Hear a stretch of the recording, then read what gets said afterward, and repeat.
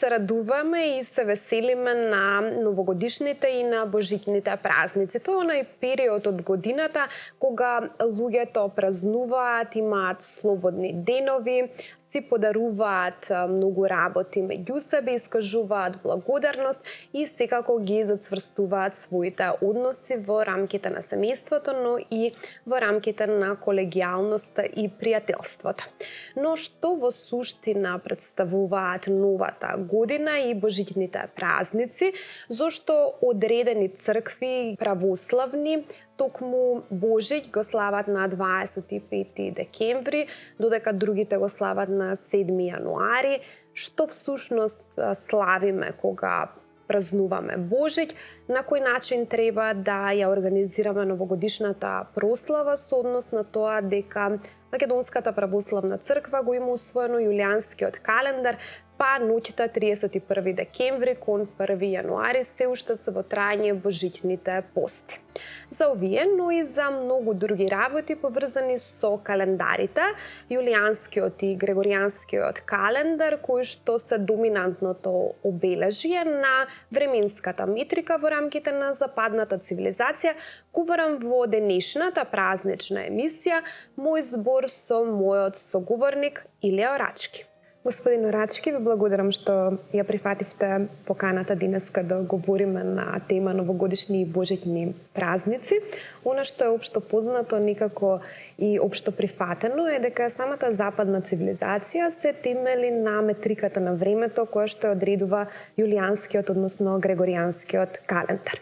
Познато исто така дека јулијанскиот календар е постар, некако во православната црква обично стереотипот е дека повеќе се прифаќа јулијанскиот календар, не сите православни цркви се придржуваат до јулијанскиот календар, тоа ќе го дискутираме и во продолжение, меѓутоа за почеток би сакала да те прашам за историјатот, за појавата на јулијанскиот и грегоријанскиот календар, која е основната карактеристика и разлика помеѓу овие два календари?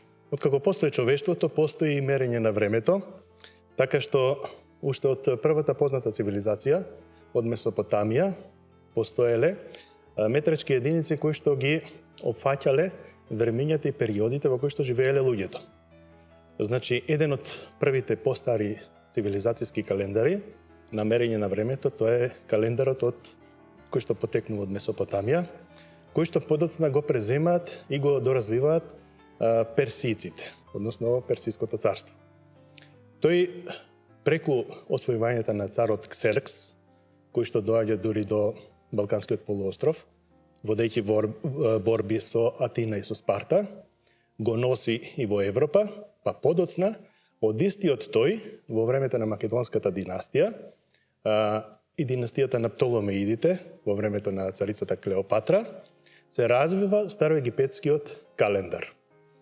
Некаде околу 46-та година Гај Јулиј Цезар доставува едно барање до главниот астроном на Клеопатра, Сосиген, за да може стариот римски календар да го реформира и ревидира пурнек на египетскиот. Во тој период римскиот календар броел 10 месеци, а египетскиот 12.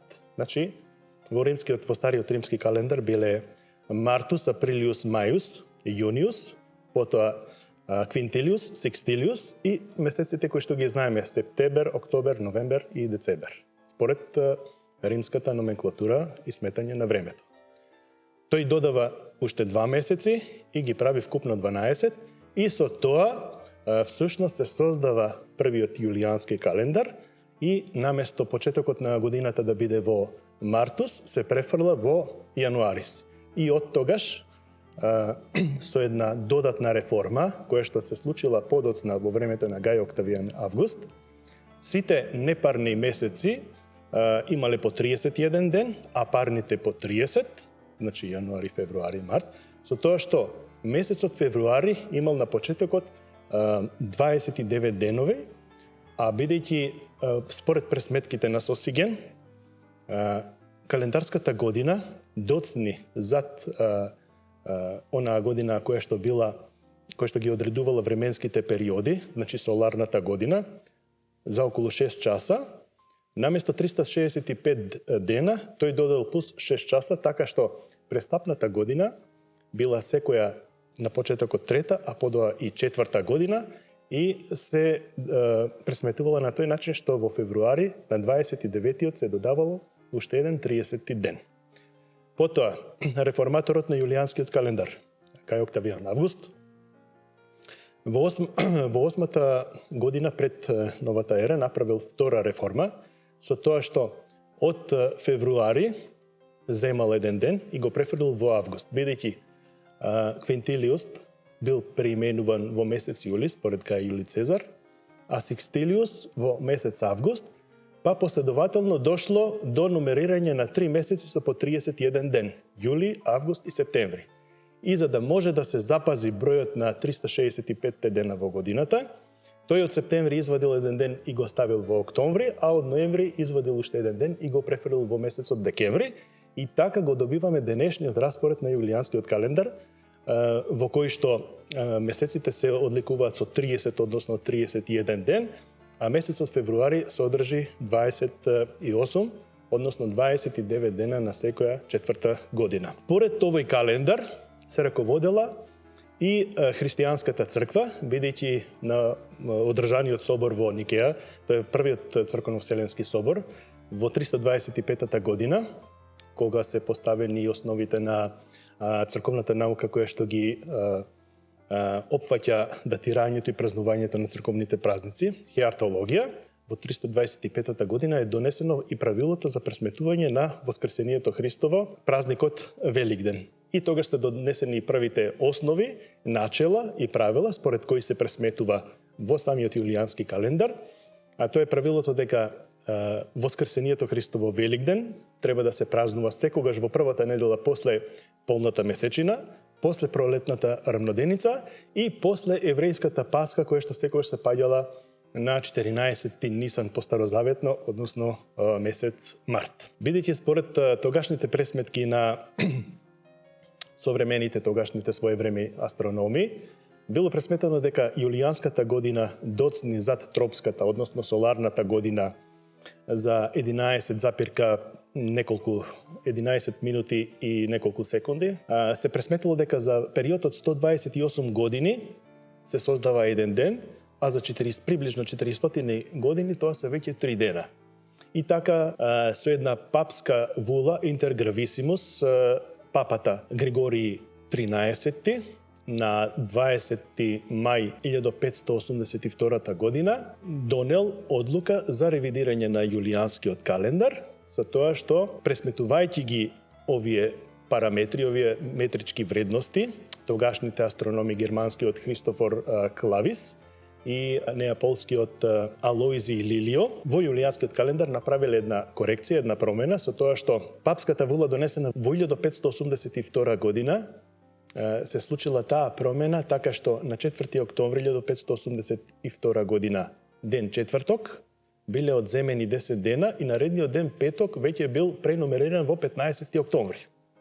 Со тоа што биле испуштени тие почетни 10 дена, пресметани од Соборот во Никеја 325 година до 1582 година, до кога се всушност направени, се земени мерките на разликите помеѓу јулијанскиот календар и тропската соларна година, пресметана според античките астрономи Сосиген, персискиот календар и така натаму. Зборувајќи за времето, во своето дело Исповеди, Свети Аврелий Августин го поставил прашањето што е времето.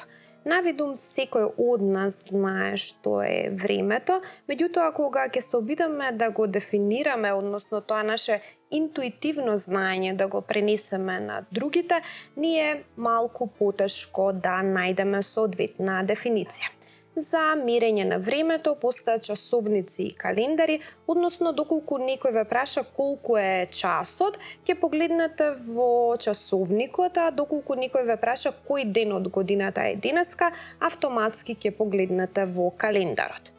Календар е систем за организирање на деновите со општествени, религиозни или административни цели. Ова се прави со тоа што им се даваат имиња на одредени временски периоди, односно денови, недели, месеци и години. Месеците и годините најчесто се во склад со движењето на сонцето и месечината. Повеќето цивилизации својот календар го направиле со приспособување на постар модел на календар, преземен од друг народ. Зборот календар инаку има латинско потекло, што денеска на современ македонски јазик би се превело како прв ден од месецот.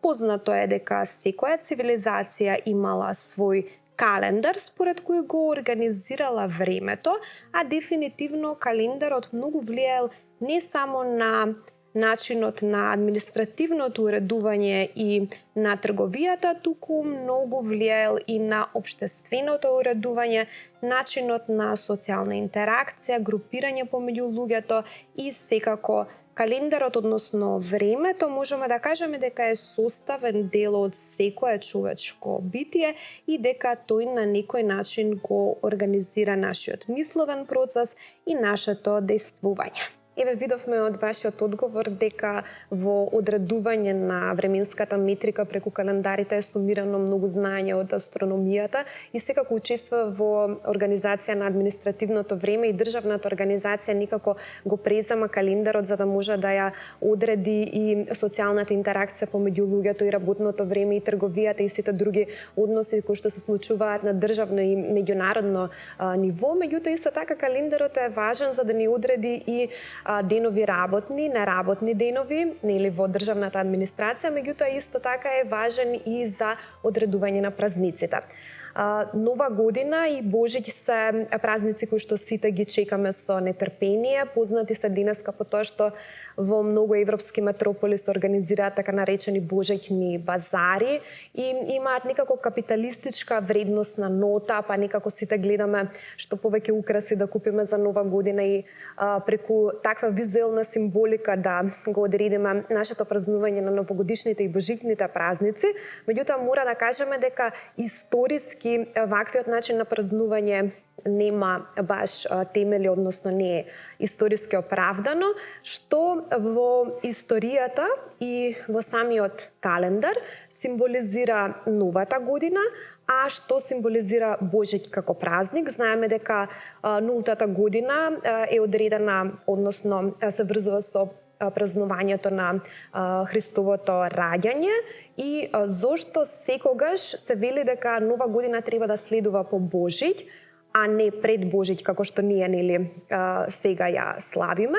И зошто 25 декември за некои православни цркви одреден како божиќен датум, датум за славење на божиќните празници, а еве во Македонската православна црква ние го празнуваме Христовото раѓање токму на 7 јануари кога го славиме и божиќниот празник. Во рамките на христијанската црква, особено рано христијанската црква, пред периодот на првиот Вселенски собор, но и веднаш после него, сите чествување на христијанските празници биле врзани согласно еврејската традиција, односно согласно еврејската граѓанска година. Таа секој пат се паѓала во септември. Незиниот датум не бил строго детерминиран, туку зависел од паѓањето на староеврејската Пасха, која што пак секогаш се паѓала во месецот Нисан, тоа е месец март. И сега, бидејќи ранохристијанската црква го презема континуитетот на старозаветната црква, значи тука помеѓу Стариот и Новиот Завет немаме никаков пресек, туку едноставно слејано на дополнување. Така, за прв ден во христијанската црква, во годината во која што почнувале чествувањето на празниците, се земал 1 септември. И затоа во календарчето ние кога ќе погледнеме денеска, на 1 според јулијанскиот календар, односно на 14 според григоријанскиот календар, пишува црковна нова година. И прв празник кој што се чествува бил рождеството на Пресветата Богородица. Со тоа и се давало всушност и најголемо значење на онаа која што е поширока од небесата, ширшест небес, и застапничка на сиот човечки род. Најголемо значење се дава на Богомајката. И сите празнување и чествување започнувале со овие два празника и завршувале со празникот Успението на Пресвета Богородица, кој што е на 28 август, а рождеството е на 21 септември. Значи, според тој циклус се одредувале и останатите празнувања, се разбира, не вклучувајќи го празникот Воскресение Христово, кој што се пресметувал и понатаму астрономски. Потоа, во времето на Византиското царство, некаде околу 988 година, тогашниот император Василий II, македонец, направил втора нова реформа на овој празник, за кој што зборуваме, со тоа што според доцните византиски, односно рано христијанските и доцно византиските извори и астрономски пресметки, одредено е дека всушност раѓањето на Господ Исус Христос се случило во 753 година од основањето на градот Рим или во 5508 година од создавањето на светот. И сега ќе речеме какви се овие податоци, интересни податоци, како го мереле едните, како го мереле другите. Всушност создавањето на градот или основањето на градот Рим представува византиска традиција наследена од незнабожечкото Римско царство, а пак годината 5508 е всушност од броењето на Старозаветната црква и Израелското царство, односно античкото еврејско царство. И според тоа, доколку на оваа бројка нулта 5508, годината на раѓањето на Господ Исус Христос, додадеме, односно 5509, која што е првата година, додадеме 2022 години во кои што живееме сега, ќе добиеме една бројка која што гласи 7531. Значи, всушност, ние живееме во 7531 година од создавањето на светот. Околу пресметките на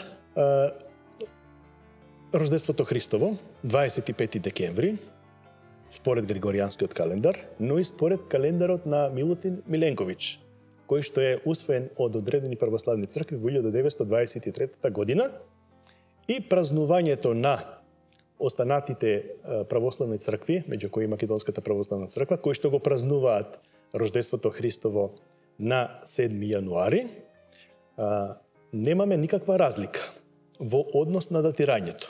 Зошто? Затоа што кога во 532 година тогашниот висок чиновник во Римската црква, зборуваме за периодот во кој што црквата е една света соборна апостолска црква. Значи, одделувањето на Западната црква се случува расцепот во 1054 година. Ова е 6 века порано. Во 532 година тогашниот висок чиновник во Римската црква Бонифаци на еден од протосингелите на самиот римски патриарх Дионисий Малиот му наложиле да направи точна пресметка околу раѓањето на Господ Исус Христос. И понизан пресметки според тогашните вредности и достигнување на науката е одредено дека датумот на раѓањето на Господ Исус Христос е на 25 декември 753 година. Но, според јулијанскиот календар, 25 декември 753 година.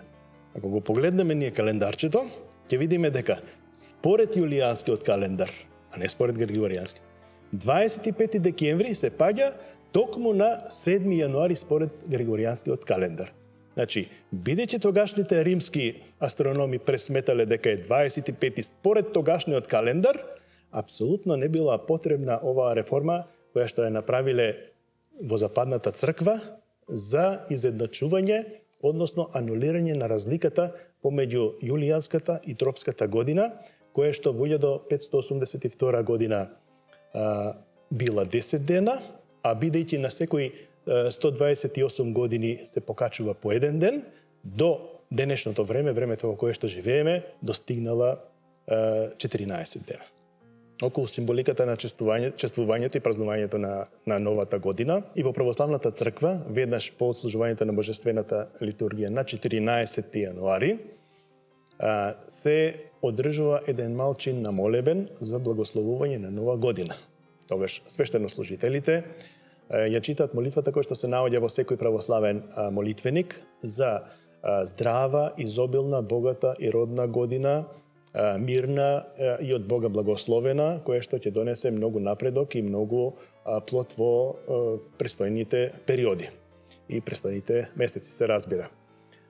Новата година представува и еден настан кој што во православната црква го мери времето до второто Христово доаѓање, значи со секоја година ние сме всушност и се поблиску и поблиску до тој настан, второто Христово доаѓање, кој што всушност представува обновувањето на Еденската градина во она форма во која што Господ Бог ја создал пред изгонувањето на нашите прародители Адам и Ева, и всушност чествувањето на нова година го символизира и тој настан, повторното соединување на Бога и човекот во Царството небесно, односно Еденската градина. Видови на календари. Наједноставниот календар е јулијанскиот календар, кој едноставно ги брои деновите после одреден датум. Други видови на календари се календар кој ги брои само седмиците и не е воопшто употреба, година, месец, ден, најчест вид на календар, меѓу кои спаѓаат григоријанскиот календар, исламскиот календар и еврејскиот календар. Месечев календар е во склад со движењето на месечината, а пример е исламскиот календар. Сончев календар е во склад со движењето на сонцето, односно сезоните. Пример е персискиот календар. Месечево сончев календар е комбинација на пресметките за месечината и сонцето заедно, а пример е традиционалниот календар во Кина и хинду календарот во Индија. Календар кој е во склад со движењето на Венера, каков што биле календарите во древен Египет. Најчесто календарите содржат повеќе од еден тип на циклус, каков што е, например, григоријанскиот календар, кој не зависи од седмиците, но датумот се искажува не само со бројка на денот од месецот, туку и со името на денот од седмицата. Обично, системот на искажување на денови во бројки не ги изместува деновите во седмици, кои си продолжуваат непрекинато. Најголем број на календари содржат поими како ден, месец и година, а сончевиот календар го следи циклусот на сезоните, традиционално користен за планирање на земјоделските активности. Во месечевиот, еден месец е еднаков на еден циклус од мените на месечината. Бидејќи бројот на денови во една сончева година не е цел број, ова е решено со додавање на денот 29 февруари на секоја четврта, односно престапна година. Истото се случува и во месечевиот календар. Ова е познато како интеркалација.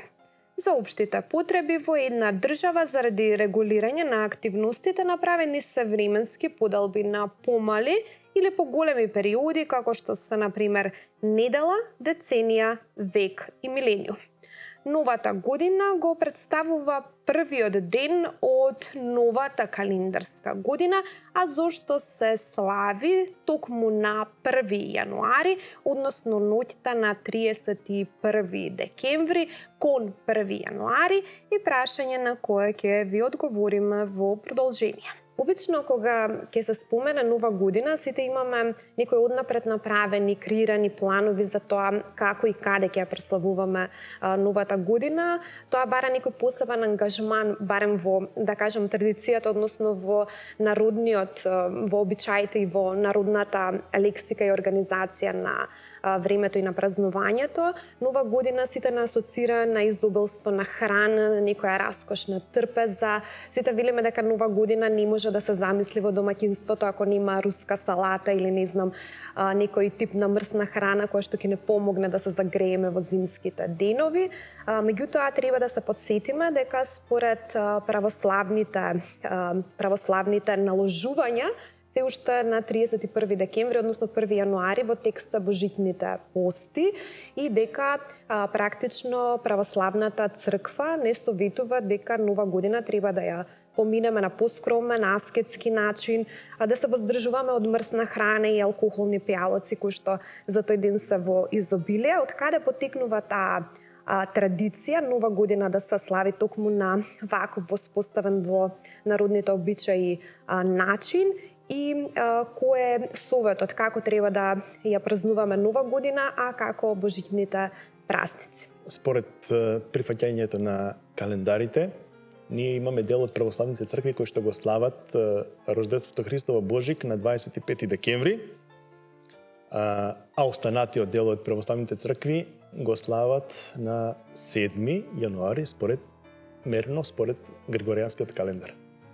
Именно како дошло до тоа некои цркви да го празнува 25 декември, своевремено во 1923 година, на 30 мај, тогашниот царградски патриарх Мелетий VII свикал црковно-народен собор со цел, тоа било веднаш после Октомвриската револуција, црковно-народен собор со цел за да се изедначат евентуалните разлики помеѓу Григоријанскиот и Јулијанскиот календар, се со цел да нема тешкоти во празнувањето на празниците и нумерирањето на самите празници и датумите во државните институции, во самите држави, бидејќи таков проблем се јавил во кралството СХС, бидејќи на 1 јануари 1919 година освен јулијанскиот го прифатили Григоријанскиот календар, бидејќи живееле и римокатолици, срби, хрвати, бидејќи живееле и римокатолици, словенци и хрвати, освен срби, македонци,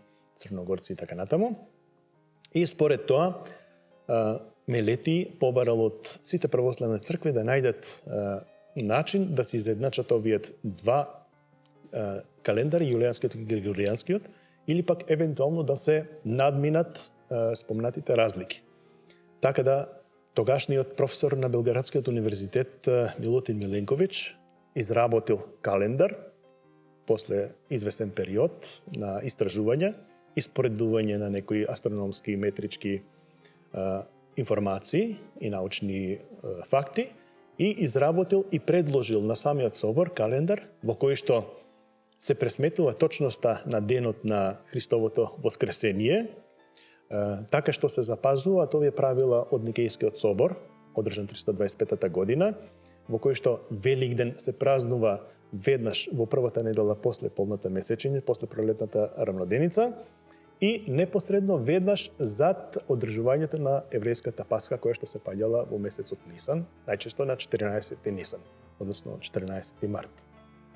Ви благодарам за овие податоци што ни ги искажавте во вашите одговори. Се надевам дека на нашите гледачи успеевме да им разрешиме многу дилеми и заблуди кои што се појавуваат околу начинот на празнување на новогодишните и божитните празници и секако да разберат и символиката и историското потекло на празниците и да видат од каде или водат потекло и нашите обичаи, нашата матрица на размислување, нашата организација на секојдневниот живот. Ви благодарам уште еднаш, ви посакувам убави и пријатни новогодишни и божитни празници. Молам, ви благодарам и вам со тоа што се обидовме на вашите гледачи да доловиме некои моменти околу разликата на календарите и начинот на чествувањето и празнувањето на овие празници. Нека ни е среќна и бериќетна новата 2023 година и рождеството Христово, и ќе ги поздравам и гледачите и вас со поздравот Христос се роди. Новогодишните и божитните празници носат радост, токму преди тоа што символизираат еден нов почеток, односно символизираат раѓање. Во астрономска смисла тоа се однесува на новиот почеток кој што сонцето го прави во рамките на сончевата година, односно го символизира движењето на планетата Земја околу сонцето, но исто така покрај тие природни појави кои што се отсликани во календарите на кои секојдневно гледаме и според кои секојдневно се ориентираме. Исто така календарите представуваат и нов почеток во психолошка смисла, затоа што сите по новата година, односно по прославата и дочекот на новата година, се надеваме на нов, подобар, понадежен, попросперитетен и бериќетен почеток. Затоа во оваа емисија Мој избор до сите гледачи проследуваме еден апел да бидат внимателни во начинот на кој што празнуваат, да бидат умерени и секако да ја ограничат употребата на алкохолните пијалоци и на изобилството на храна, затоа што и во празнувањето сепак треба да се има мерка и сепак треба да останеме достоинствени за празниците и многу е важно да ја разбираме внатрешната символика, се со цел да можеме да продреме во суштината на празнувањето и да празнуваме онака како што треба. Почитувани гледачи, ја следавте празничната емисија Мој збор, а јас ви закажувам повторна средба веќе следната сабота.